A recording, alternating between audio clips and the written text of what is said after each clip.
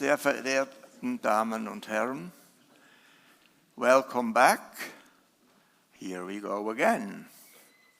And this, of course, is our program. Ich heiße Sie sehr herzlich willkommen. Thank you. Zu einem weiteren hochinteressanten Abend des Schweizerischen Instituts für Auslandforschung an der Universität Zürich in diesem Semester. Vorgestern, wie manche von Ihnen wissen, gab uns in diesem Auditorium die Chefin des IMF, Frau Kristalina Georgieva, sehr spannende Einblicke in ihre verantwortungsvolle Arbeit, flankiert von Thomas Jordan, dem Präsidenten der Schweizerischen Nationalbank. Die Botschaft insgesamt und natürlich ein bisschen verkürzt: Die globale Wirtschaftslage bleibt weiterhin unruhig, das wundert niemanden, doch gibt es gewisse Anzeichen, dass sich Entspannungen abzeichnen. Das ist ja schon hoffnungsfroh.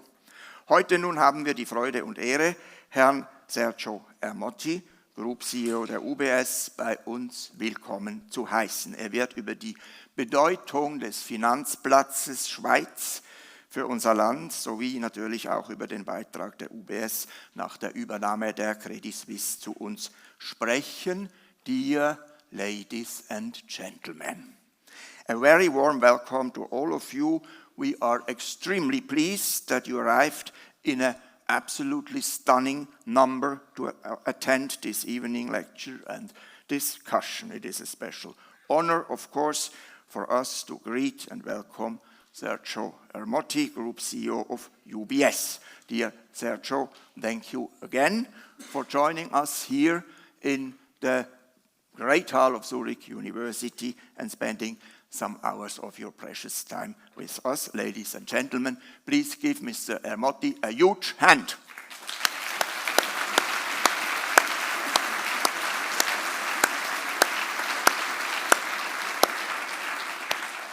Thank you very much. As we all know, the global economy has become more and more complex and at the same time more and more fragmented. This, of course, implies also huge challenges for the different banking systems around the world and also for global private players like UBS. The responsibility of leading such institutions which support not only the economy in general, but also our national enterprises and last but not least, our private accounts, is immense. Therefore, Sergio Ermotti's work and competence are of the highest importance, not only for his bank, but also for Switzerland, within the framework, of course, of politics, economy, and social life. Before we proceed to Sergio Ermotti's introductory speech, and then a shorter question-answer round between him and me, just some short remarks on his CV. Sergio Ermotti has been Group CEO of UBS Group and President of the Executive Board of UBS since April 2023. He was already the Group CEO of the firm from 2011 to 2020. He rejoined UBS from Swiss Re, as we know, where he was chairman of the board of directors until April 2023. It is no secret that he has a deep and devoted love for his home canton Ticino, where he spends his family life. And now we go in medias res. As you might have realized, we decided a longer time ago to plan the major part of this event in English because we reach a much wider audience. And as I said, besides, SIAF is an institute for international studies. However, after the first section and for the final question-answer round in this hall, please feel free to ask questions also in German. Sergio Ermotti will be more than happy to answer them. Of course, we assume that you respect decency, and within these premises, the rules of a university. Arguments are always welcome, but there is a famous saying in French, c'est le son qui fait la musique. I guess I don't have to translate that. Dear Sergio, thank you again. The floor is yours.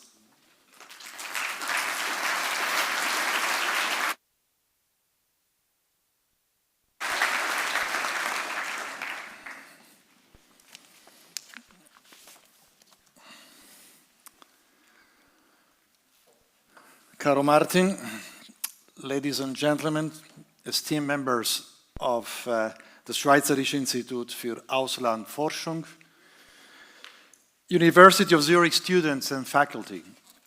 It's great to be here with all of you today on this campus at one of the world's top academic institutions. I can't think of a better place to seek perspective on the complex and competitive world, whether in the fields of academia or banking. Nor can I imagine a better platform than SIAF to address matters of global relevance to Switzerland. This evening, I'd like to offer you my views on the vital role that a vibrant financial center with a globally connected and competitive bank at its core plays for the Swiss economy. Of course, I'm speaking about just one bank today. Unfortunately, we haven't had the privilege of hosting two global institutions in Switzerland for little more than a year now. Credit Suisse's collapse and the way it happened was tragic. That makes it even more critical to accurately assess the role that global finance plays in keeping our country prosperous. For me, it is also essential to create full transparency on how the events of March 2023 transpired. This was the first major test of many of the reforms that followed the great financial crisis. As that extraordinary weekend unfolded, our financial center was a source of worry for Switzerland and the world. One of the largest banks in the world was on the brink of collapse after years of distress.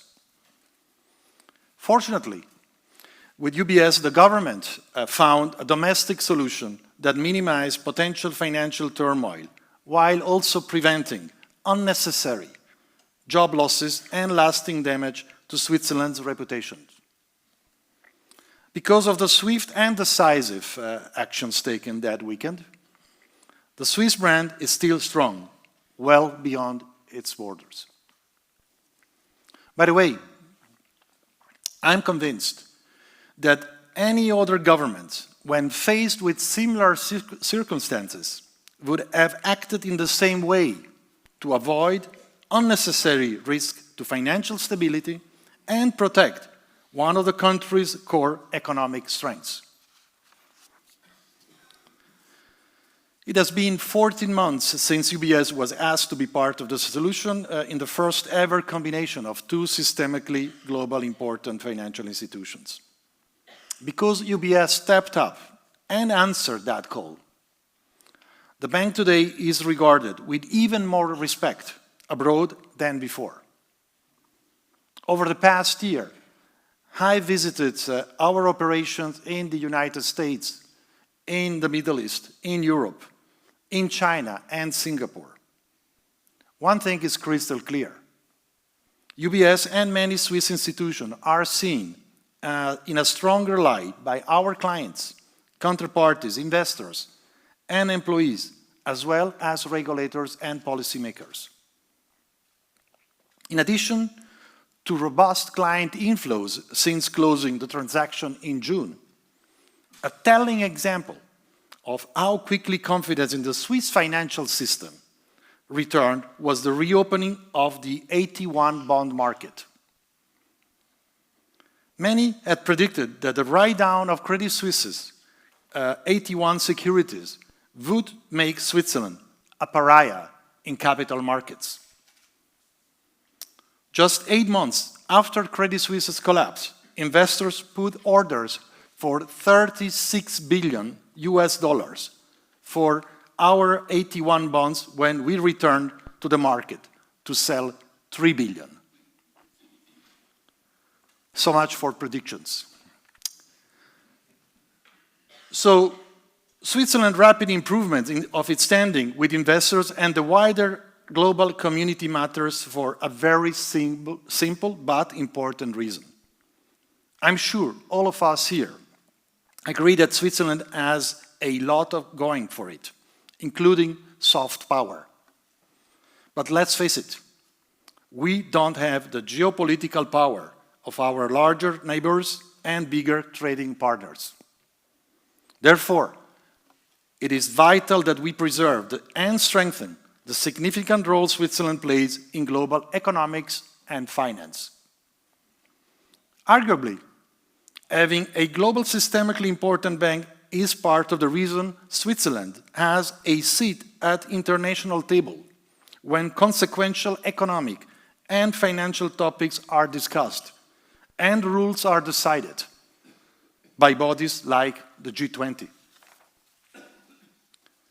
Now that Switzerland has only one global bank, it's even more crucial for UBS to act as a source of strength and stability everywhere it operates. We are aware of this responsibility, and we will continue to honor it with seriousness and humility, as we did in March 2023. Now, I can't overstate the importance of having a strong and diversified financial center that provides capital, advice, and know-how to Swiss companies and households. As an industry, we offer skills and services tailored to the needs of businesses, be SMEs or multinationals, many of which are leaders in their own fields. Together, we help form the backbone of the Swiss economy. The ability of the Swiss Wealth Center to attract funds from around the globe allow us to offer rates on mortgages and corporate loans here that are well below those available in much of the developed countries. With a high density of banks, the Swiss Financial Center is very competitive. Every day, more than 200 domestic and foreign banks battle for clients, business, and talent. UBS does not have a dominant market position, regardless whether you look at our deposits, loans, mortgages, or number of branches. We have to win clients' trust based on our capabilities. Clients benefit from this healthy competitive dynamic by having access to market-priced, high-quality products and services.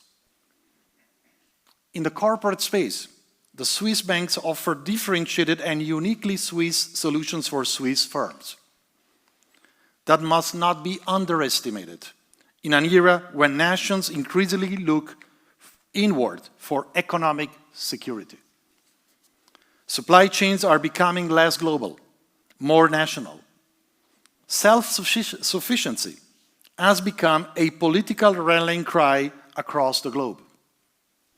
Access to finance is a key element of economic self-sufficiency, not far from basics like electricity and food. Many of you will recall how foreign banks retreated to their own turfs during the great financial crisis.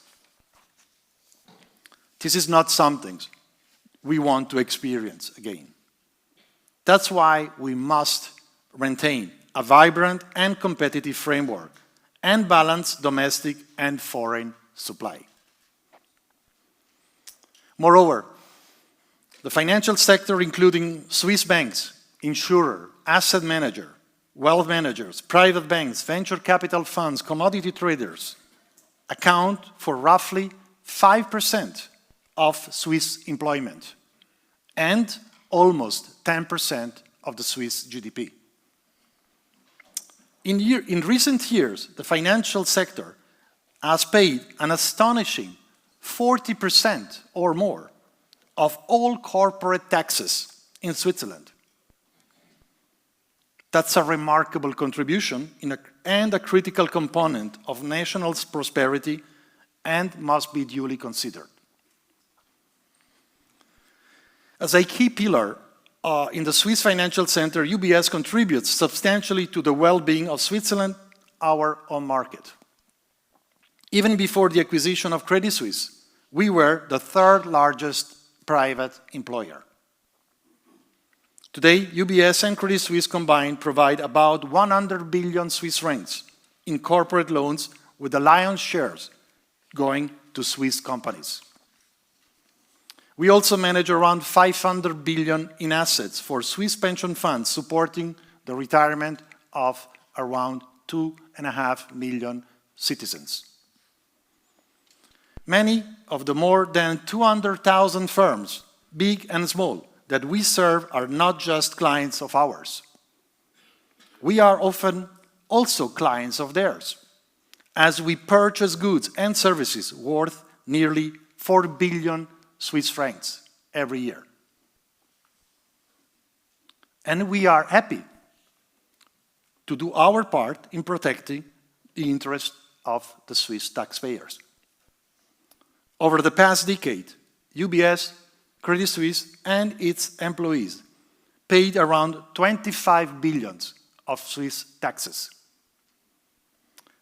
That includes 2.6 billion in 2023, about the cost of building the tunnel, the second tunnel on the Gotthard, which I will need to use on a Fridays. So, UBS also commits more than 50 million francs every year to educational, sports, and cultural sponsorships. That includes the Swiss national football teams and high-quality vocational training, to name just, only two examples. It's also true that as an employer of choice in Switzerland for the financial services industry, we attract top talent to the country. These employees are bringing knowledge and expertise that benefit and help shape the Swiss economy at large. But last but not least, we nurture innovation through academic research. One example can be found here at the University of Zurich, where the UBS Centers for Economic and Society endows 8 professorships. I recall that we faced quite a bit of criticism when we established the center back in 2012, pioneering something in Switzerland which was already standard practice in other countries. We were accused of trying to exert undue influence on the academy. Today, it is clear that those efforts helped the university stay at the cutting edge of economic research. That's a good example on how sometimes one must be willing to take positions that are contentious in the moment for the sake of the long-term good. Unfortunately, many of these contributions are conveniently absent from the public debate here in Switzerland. I fear that some people take for granted that our financial center will always be strong. Others even go as far as arguing that Switzerland doesn't need to be a relevant player in global finance. To me, these are simplistic conclusions that deliberately ignore the facts. I find that troubling, to put it mildly. Now, let's put things into perspective with few additional data points. Switzerland has double the GDP per capita of Germany and France. In other words, on average, every inhabitant of Switzerland produces twice as much economic value compared to the people in our neighboring countries. Here is another fact. Switzerland median wealth per capita is about 2.5 times that of Germany. And the top 20 companies in Switzerland have a combined market capitalization that is 10 times larger than those in Austria, even though our population is roughly similar. These may seem like simple examples, but they underline the way Switzerland punches above its weight economically. I'm convinced that a globally connected and competitive financial center is a key ingredient of this success story. I was encouraged to see this week, in this room, the head of the IMF, Kristalina Georgieva, also highlighting, among other very interesting comments, I have to say, the crucial role the financial center plays in the Swiss economy. So why do I mention all of this? Well, because 14 months after the Credit Suisse rescue, we are in the midst of an intense and often superficial debate on whether UBS is too big for Switzerland. To be honest, it's quite surprising how quickly UBS went from being perceived as a savior to a potential future problem for the country.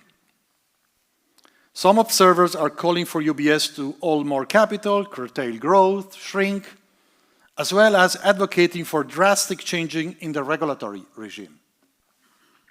We agree with the Swiss Federal Council that some modifications to the regulatory framework are necessary to bring it in line with best international practices, as long as they continue to ensure a level playing field for the Swiss financial industry. The most important objective of the too big to fail regime must be to continue to credibly demonstrate that a systemically significant bank like UBS could be stabilized in a crisis largely through its own financial resources. Let's not lose sight of the fact that Credit Suisse had de facto failed. The authorities could have wound the bank down without losing money for the taxpayer. That they chose another path, a sale to UBS, does not mean Credit Suisse was too big to fail. It failed. Going forward, UBS will continue to demonstrate its resolvability, both from an operational and capital point of view. UBS today has around $200 billion in so-called total loss absorbing capital capacity. This is a cushion against losses that is nearly 4 times what UBS lost during the 2008 financial crisis. And do not forget that UBS today has a far safer risk and business profile, not to mention a much smaller balance sheet than it did back before the 2008 crisis. It's also worth underlining that our investors bear significant cost every year to ensure taxpayers would not suffer in the unlikely, highly unlikely scenario that a major event affects UBS. We also agree with the Swiss Federal Council that capital and liquidity requirements on their own are not sufficient to ensure the resilience and stability of a systemically important bank. It is just as important to maintain a sustainable business model centered around risk-adjusted profitability and a robust risk management framework and culture. These are core principles for UBS. Facts, not opportunistic or populistic calls that attract headlines, must guide the debate on the future of the Swiss financial center.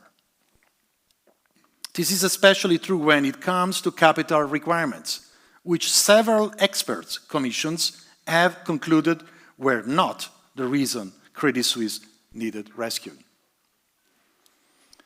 When applied consistently and coherently, the Basel III rules that UBS and its global peers must follow are robust. The substantial regulatory concessions that were granted to Credit Suisse were well known. They did not suddenly emerge in the middle of March 2023.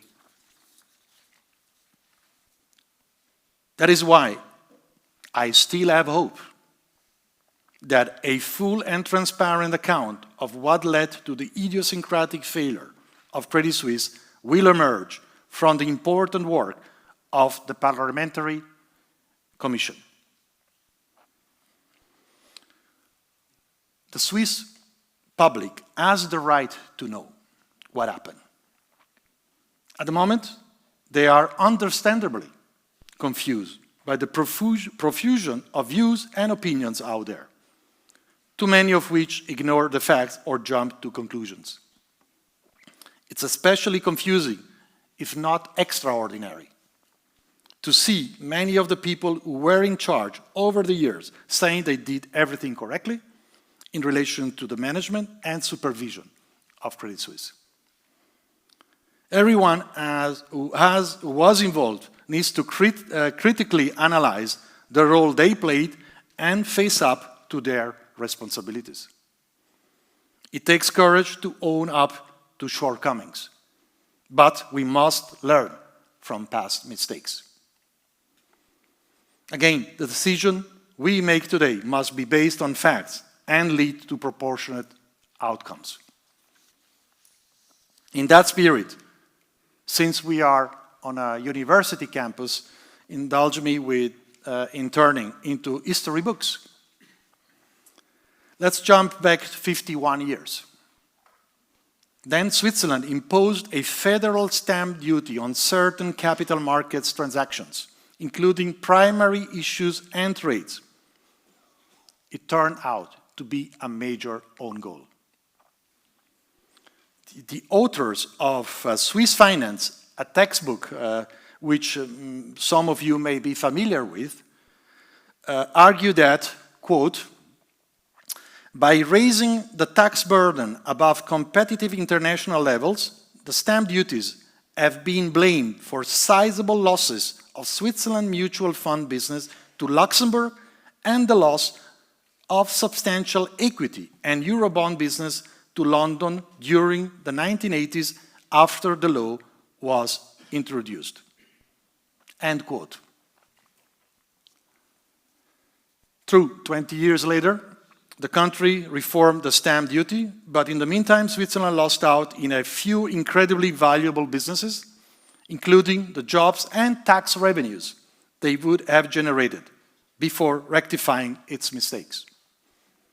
In hindsight, whether it was short-term fiscal needs, complacency, myopia, we failed to see the consequences of how rapidly things can change in the world of finance, where capital, people, and businesses move almost instantly in response. The point is, as we untangle the lessons from Credit Suisse, we need to avoid making strategic mistakes today that prove costly in the future.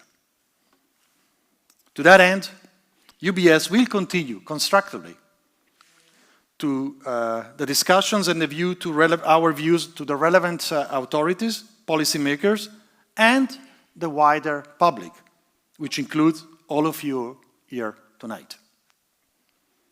Above all, we remain focused on what we can control, executing on our integration plans, serving our clients, following through on our strategy, investing in our people, and remaining a pillar of economic support in the communities where we live and work. Thank you.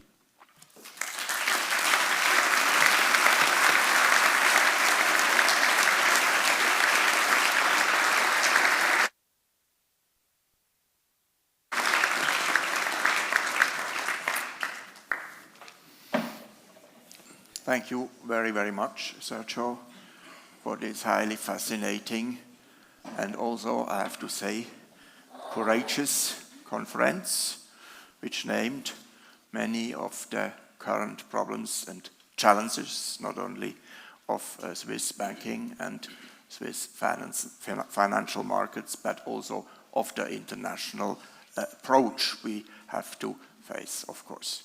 Now, as for what we are doing now, we are back on our little fire, as you can see. The good thing is it does not make you really warm, but it warms up maybe a little bit the atmosphere for your questions afterwards. And before we start this so-called Fireside Talk with Sergio, and I have prepared a certain amount of questions, which also I think are for you, I guess, highly interesting, and for myself, by the way, too. So, how do you, Sergio, assess the stability of the international financial system, and for the coming years, of course, and now also? I mean, we have heard something by Kristalina Georgieva, but maybe you can further develop this topic. Well, I guess, again, I think that what has been said on Monday is probably already quite comprehensive, but from my side, I would look back into a few items that happened in the last few years. We went through major events, not only from a geopolitical standpoint of view. I think if I go back to the COVID times, that was a very severe shock for the system, potentially for the financial system, and for all the economies. It was a shock, but I guess was quite interesting to see how the sector, instead of being a source of problems, turned out to be a source of strength to many governments worldwide in supporting the economies directly through the credit granted to businesses, but also in helping governments to channel their efforts and their credit lines to sustain the economies. Like here in Switzerland, all the banks were involved in helping the governments to do that. I think that I also like to underline that one aspect that is maybe taken for granted, but it's, believe me, was not so easy. But de facto operating a bank with 80% or so of the people staying home and still making sure that clients would get their services. So both from a financial standpoint of view and from an operational standpoint of view, which is very important, I think the system has proven to be quite resilient. If I look at the last few quarters, months or so, I think the turmoil in financial markets, the regional bank crisis in the US has highlighted how de facto, other than this one exception in Switzerland, the broad, big financial system post reforms of the too big to fail reforms of the financial crisis were de facto a safe haven, a source of stability. So I think overall I'm confident that the system is well equipped, but of course there is still some areas of vulnerability. There is a lot of smaller banks that are potentially exposed to a more fragile economic environment. And we still, of course, have a lot of geopolitical challenges which could also put into danger the system itself. You know? This is very difficult to foresee, and actually we're surprised that it goes so well right now, even if we have a couple of wars and upheavals and all these things. So this kind of almost like of a contradiction, you know, the world is in unrest, but the finance system is more or less stable and gets even better. But look, you know, when you go back into history, I think that in very few times you see geopolitical events really affecting over the long term directly the economies. I think that we are used to have a rolling crisis. You know, of course, right now we have probably around 10 major crises to manage globally. I mean, it's a lot. It's a lot. But it's a lot. Is the upper end, but that number moves from middle single digits to that number today. Of course, it's complex. It's always very difficult to understand how the convergence of few of those issues could result into a broader problem. But at the end of the day, in order to really create a major event that affects the economies and financial markets, you have, basically, it's all about interest rates. It's all about real estate, and it's all about government debt. Those are the three factors that can really trigger major discontinuity in the economies and in the financial system. Well, government debt, of course, is a huge topic. If we look around Europe, could really be frightening. Also America, of course, but obviously some people who would be responsible to solve these problems, they are not really ready to face the but as long as you have a reserve currency, you can. You are a reserve currency, you can afford to do many things. So, I mean, it's clear. Dangerous in its own way. How is the Swiss financial system perceived currently now in an international perspective? I think, as I mentioned before, I have to say that it's true that some people are still questioning. Of course, well, how could it happen? Was it necessary to do certain things? But, I think that it's not only what I mentioned before in terms of data and indications. I mean, this is an industry, Switzerland, with 200 banks, very profitable, very much part of our economic well-being. But, the point I wanted to make is that not only was the right decisions what we did, what the government and the authorities took last year, but few countries could do something like that in 72 hours. I mean, you have to understand that basically this is something that was triggered between a Wednesday and a Sunday. Somehow that's the Swiss nationality at its best. But to have the capacity to put together and find a solution, put up a package, do all the reforms that were necessary, also from a political standpoint of view, with some emergency law, of course people are criticizing that. But it takes a lot of focus and execution. And competence. Discipline and competence. Yeah. So this is well recognized. Now, of internationally, course, yeah, it's much more than in Switzerland. Well, that happens sometimes, no? Fairly regularly, I would say. Exactly. Yeah, you already talked about the size of UBS, and there is a famous saying, small is beautiful, and we Swiss, of course, love this because Switzerland is beautiful as it is a small country with an enormous amount of achievements.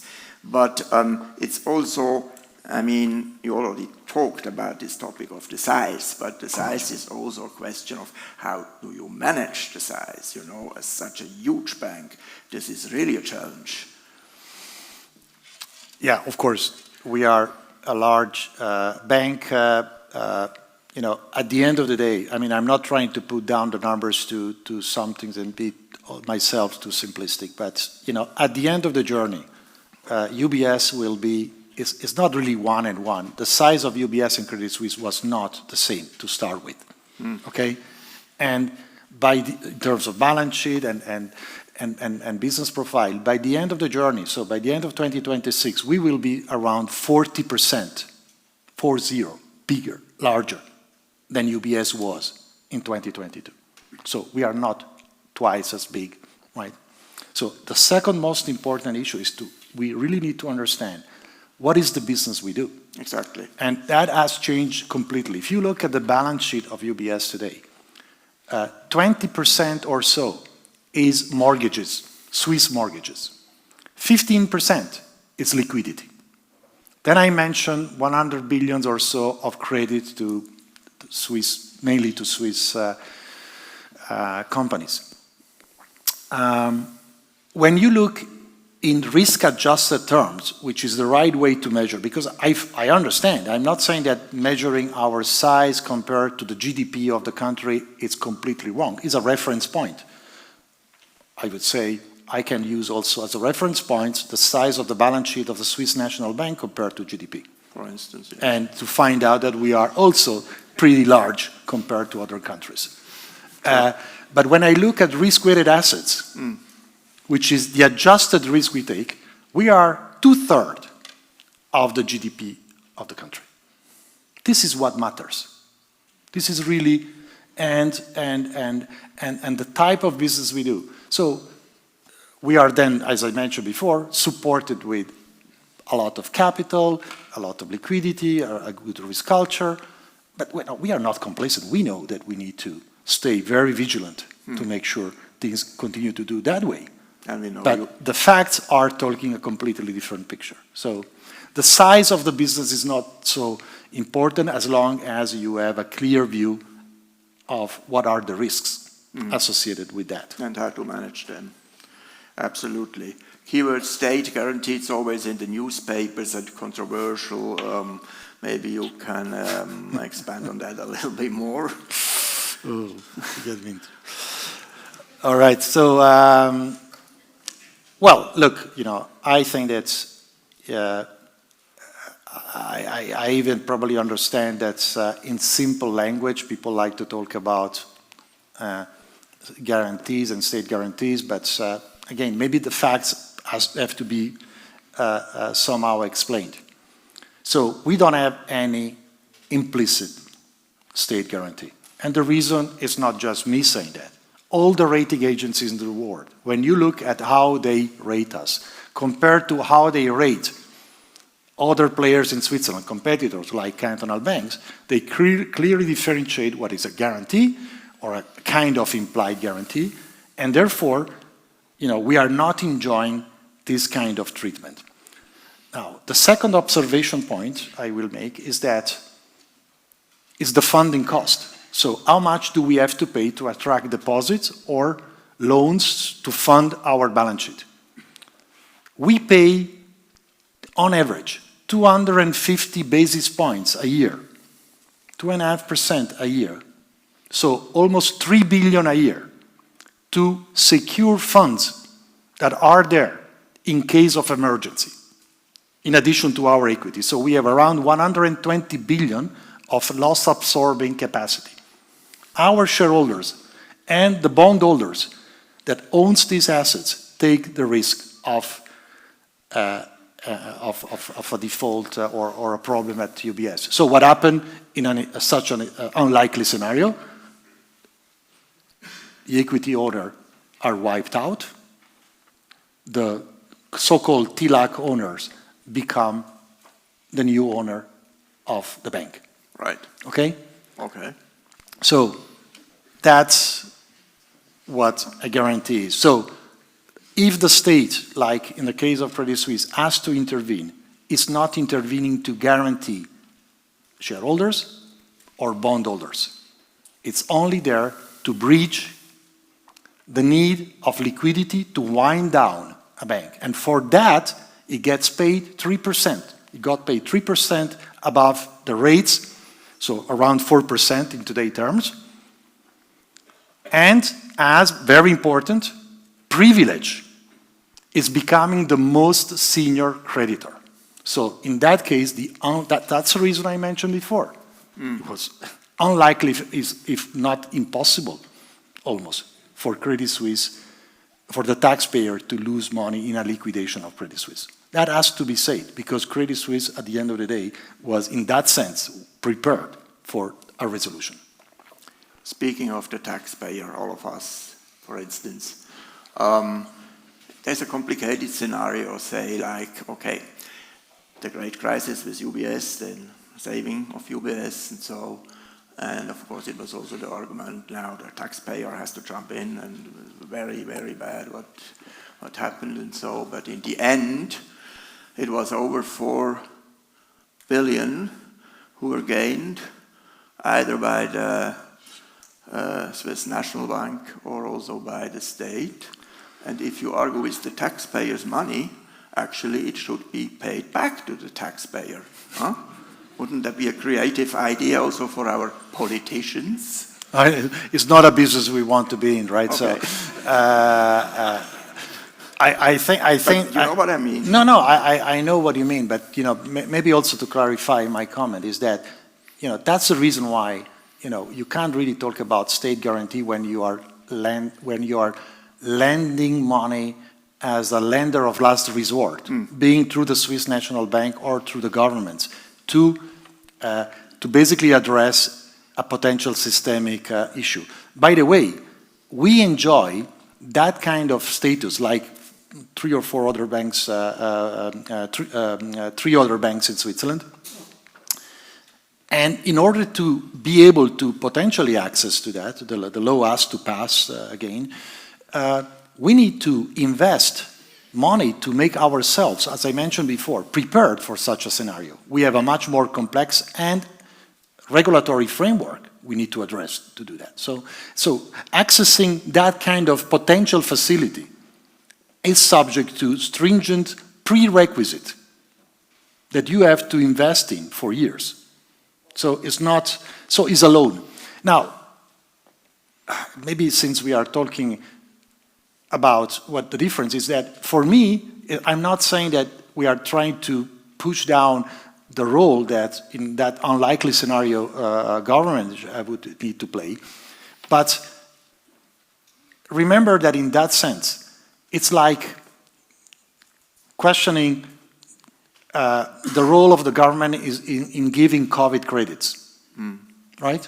That was also the kind. I mean, for that reason, we are not saying that our economy has an implied state guarantee. I know some of people would like to manage it that way, but me too. But this is not the way we should think about a loan. A loan is a loan, and it's not a guarantee. Otherwise, it would be a totally wrong incentive. It would be very dangerous. Okay, last question from my side. How involved is UBS in Switzerland, and how important, of course, is the Swiss business? Well, I mean, look, the Swiss business is a big part. I mean, if you look at our strategy, it's centered into two pillars. The pillars are where we are leader. The Swiss business, as a Swiss universal bank, we are not the largest. The aggregation of cantonal banks are larger than we are. We have Raiffeisen in Switzerland has many more branches than we have in Switzerland. So why do I think that the aggregation of cantonal banks counts? Is because in every canton, we compete with cantonal banks. So it's pretty equal. And so if you look at that dynamics, but we are the leading bank in Switzerland for our capabilities, and that's a very important pillar of our strategy. The second pillar is our wealth management, where we are the only truly global wealth manager. We manage $4 trillion of private client assets. We manage 1.7 trillion in the US. We manage 800 billions in Asia, where we are the largest player, and the second is, a third or so of our size. We are a leader in Switzerland and Europe and in the Middle East. So those are the two pillars. And Switzerland, and that Swissness as a wealth center, is the center of our strategy. Then we need a strong, focused, well-controlled investment bank and an asset manager that sustains that strategy. Because, our business is all about making, helping families, owners of corporates and so on and so forth, managing their risk, but also managing their wealth and potentially monetizing some of their investments, and the crossroads between all these businesses is very important. So while we manage in a vertical basis, day to day, we also look at clients in a horizontal way, in how we interact across the board with all of them. So, but to answer your question, the Swissness is a very important element of our identity. And we believe that makes the difference globally. But we also, I won't be shy to tell you that we also believe we make some things good for Switzerland. We definitely are on your side. Okay, ladies and gentlemen, as I already said, there is now a question-answer round with your participation. And of course, feel free to ask your Germans, your questions in German, maybe not in Swiss German, but I would say in German or in English or whatever, and Sergio Ermotti is pleased to answer them. So, please. Yeah, we have a lot of microphones. 1 second. Thank you very much. You mentioned before the importance of the Swiss Financial Center, and especially as a private wealth manager. If you look forward, there's of course currently an ongoing discussion about Swiss neutrality and how that should evolve. Can you give us your feel on how important that is for the future success of the Swiss Financial Center, and what your view is on where Switzerland should go in this whole discussion around neutrality in world politics? Should I answer? My answer is very short, but please. Look, as you heard, I have already a couple of other topics on the political agenda to discuss. So on a personal note, I only would say that the concept of neutrality has to evolve to the new environment we live in. Is a complex topic. Of course, clients and people are watching very carefully what we do, how we react, if we are balanced, if what we do is sustainable. So, but I think that we have to also accept that things are evolving, that concept is an evolving concept, but it's a very delicate topic you're raising, and is an important one that I let Martin follow up on. Thank you very much. No, I mean, neutrality is a function of, how would I say that, self-protection. However, a function can change under different conditions, and we have now these different conditions, and the enemy is not just crossing the Rhine as 80 years ago. He can fire a rocket from North Korea and so on. What would we do then with our tanks? That would be not the appropriate means to hold them back. So my personal view is we have to find a good cooperation with NATO, which still respects, of course, many aspects of our neutrality, because this is important as a DNA for Switzerland, but we have to do something and not just think, yeah, okay, we grab into our bunkers. Next question, please. Up here. Here.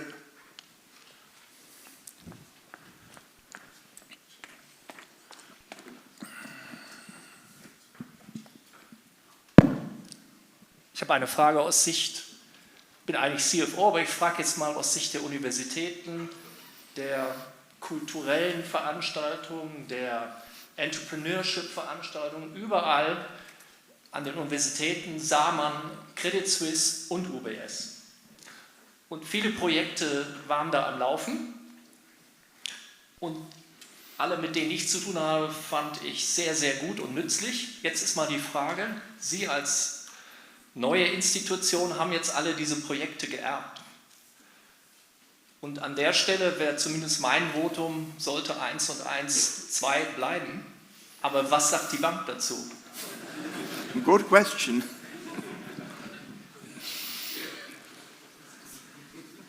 Well, first of all, we, in terms of sponsorships across the board, we have committed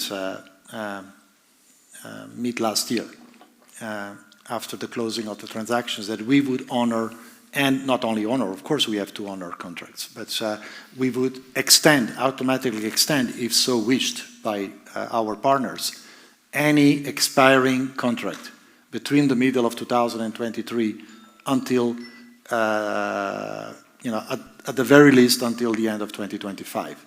This is to give us time to assess the combined portfolio and also to assess the overall situations, because in many cases, it's not just a matter of money. It's also a matter of course, if you talk about philanthropy, you can argue that you can always spend and do it, which, we may do it or we do it. When you talk about sponsorship, there has to be a commercial reasoning. And in our case, in many cases, is also to do with activation of the sponsorship, how you get stakeholders, clients involved, it's not only the machine that stays beyond, is that when you have too many of them, you are at risk of getting every second day an invitation, which over time can be somehow not really the thing we want to achieve.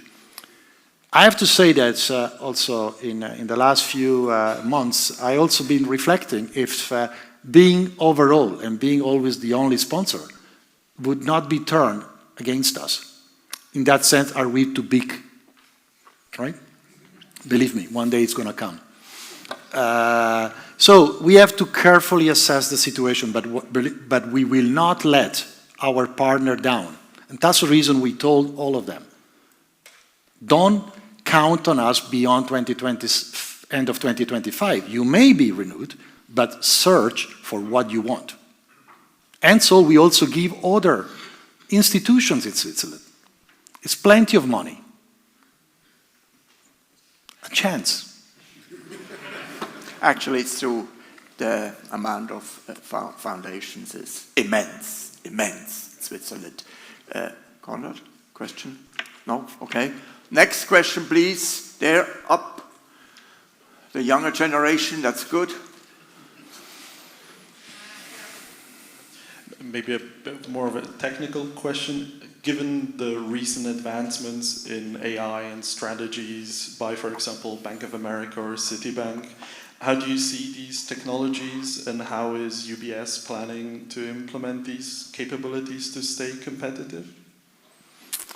Well, that's a very important topic that we are discussing and actually is one of the challenges we have as we go through this complex integration. And at the same time, we are very focused in serving our clients and do our jobs, that we have to pay attention that we don't miss the next chapter. So it's very important that we keep investing in those kind of projects. AI, I'm personally convinced that, it's likely still to be a little bit of an exaggeration on how quickly it will come, but it's coming much quicker than we think. But the impact will be substantial. So we are expecting, on a normalized basis, we try to create efficiencies every year of around 1% in the way we operate, right? So through AI in the next 3 to 5 years, we will probably go up to 5% of efficiency gains, both front, client-facing, and back office or functions behind. So it's quite transformative. If you take 4 or 5% over the next 3 to 5 years, you can see how dramatic it is. So it's relevant to stay competitive. It's not just about making a better profit. If you don't do it, you're at risk of not having the right products. Your people won't be equipped to compete. If you are not there, if you are not efficient in the back end, you won't be able to invest in new products, in new technologies, and over time, you lose out. So it's absolutely critical. So we are currently concretely working on 100 projects. We have moved from experiment to implementation. Half of them are front applications, half of them are back office applications. And the real challenge is now to really make sure that people embrace it, because there is still a lot of fear, of course, around that. But it's a necessity. And by the way, if we don't get that productivity gains, we're going to have an issue, because only in Switzerland we're going to see 500,000 people retiring in the next 7 to 10 years. Big chunk. We are the 3rd largest private employers. You can imagine what it means. We are not really.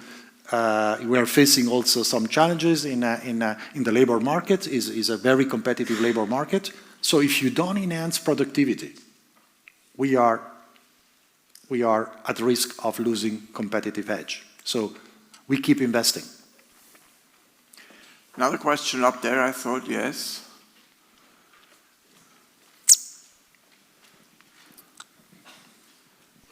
Yeah, thank you very much for this interesting introductory lecture. My question to what extent would you welcome a split of UBS to make the Swiss financial market more sustainable, or do you think this doesn't help at all? Why would it be more sustainable by splitting us? So, what do you mean by sustainable? Or stable? Stable, okay. Yeah. We are pretty stable, I would say. We are so stable that we were asked to rescue a bank. So, and that's a pretty important issue. So, in order to stay stable, we need to be able to compete. And although I know it's not very popular, but a bank that doesn't earn its cost of capital, doesn't make money, just to be very blunt, and has a reputational issues, is the worst things you can have. So as much as I like it, but some people may not like banks earning profits, there is nothing worse than having a bank that doesn't make profit. So allowing banks to compete and be profitable in a sustainable way, of course, right? It's essential to create financial stability. Absolutely. It's like a little bit like a priest who forgets about God. It's also not a good idea. Which, by the way, happens more and more, okay?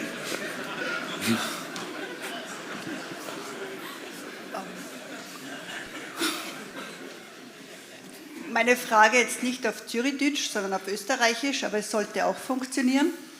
Wir haben jetzt viel über Geld und Zahlen gehört. Mich interessieren jetzt die Menschen. Im Vorjahr wurde die Credit Suisse von der UBS übernommen. Sie waren bis jetzt Mitbewerber. Zwei Kulturen prallen aufeinander. Es gibt wahrscheinlich Bereiche, die in beiden Banken jetzt doppelt sind. Zusammenschlüsse bringen immer wieder auch Ängste, Widerstände. Wie kann ich mir vorstellen, wie gehen Sie mit dieser Kultur um? Wird eine neue gemeinsame Kultur geschaffen? Wird die Credit Suisse, die Mitarbeiter der Credit Suisse geschluckt in die UBS-Kultur? Wie gehen Sie damit um? Well, that's the most difficult part of the job. So, I mean, at the end of the day, it's very painful because at the end of the day, we had to restructure Credit Suisse. Now, when I look at people from day one, we made it very clear. We are one team. And now the restructuring is going to be done based on meritocracy. We have excess resources, but those excess resources are needed as we speak. So we have been already had to go through some restructuring, and in that sense, some people left on their own, some others retired, some others had early retirements, and other people we had to made redundant. So what we try to do is to do it in a transparent way, as transparent as it can be, but again, based on meritocracy. We offer also not only financial support, but also, very importantly, we created a special program where we invest money to make our colleagues competitive in the labor markets, that are able to be retrained and reskilled in that sense. So, and we believe, by the way, for example, in Switzerland, where, of course, we are a large employer, the third largest, as I mentioned before, we have a special responsibility. That's the reason I say that, unfortunately, we're going to have to take proactive actions, on between now and the end of between the end of 2024 and the end of 2026 for around 3,000 people. But I'm confident that, number one, statistically, historically, people that didn't find a job because of, not of their quality, because of needs of restructuring, found a job.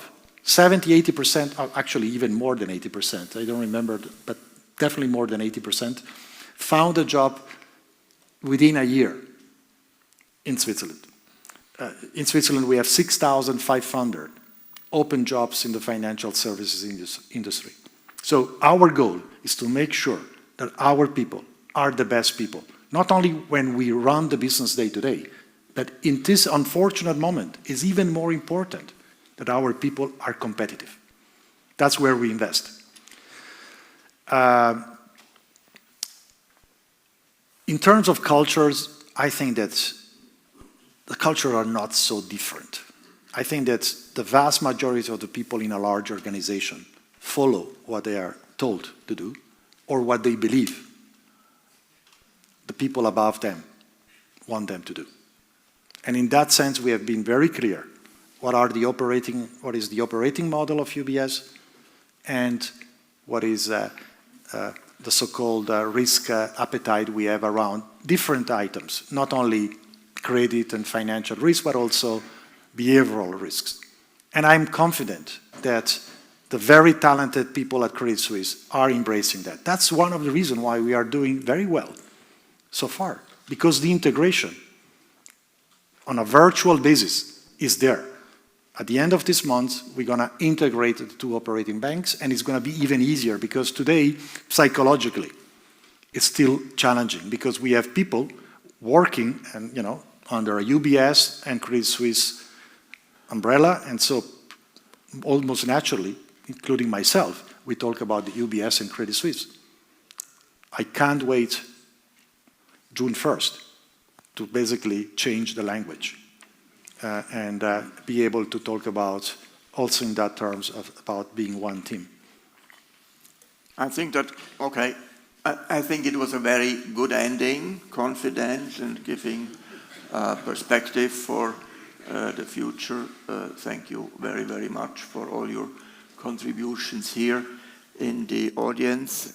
It was, in my personal view, an absolutely brilliant evening, also amazingly peaceful. I would thank you for that, because I cannot do every time the last Monday. My wife would not like that. So, before we proceed to the gift ceremony, which is always the most challenging job we have to achieve, let's have a look at what is coming in the nearby future. Am 23. Mai, das ist also schon in der nächsten Woche, kommt Frau Professor Susanne Schröder, eine absolute Kapazität auf ihrem Gebiet. Sie spricht unter dem Arbeitszimmertitel Wahnsinn und Woke, aber es wird natürlich schon noch ein bisschen friedlicher sein. Aber immerhin, es gibt etwas zu diskutieren und wir würden uns natürlich freuen, wenn Sie auch hier wären. Dann wie immer wieder auch traditionell im Studio der Swiss Re in Rüschlikon direkt live Bill Ermotti, ehemaliger Chefredakteur des Economist, in Conversation mit meiner Wenigkeit, und dann noch am Literaturhaus eine sehr interessante Literaturhistorikerin, Lindsay Stonebridge, die hat ein neues Buch über Hannah Arendt geschrieben. Okay, das ist also das, was wir immer und mit der größten Freude für Sie alle tun. Nun, das Geschenk. Ja, es gibt noch den SIAF Award, da können Sie also Ihre Masterarbeit einreichen. The best PhD thesis of a year, and we have a very strong jury who evaluates this thesis.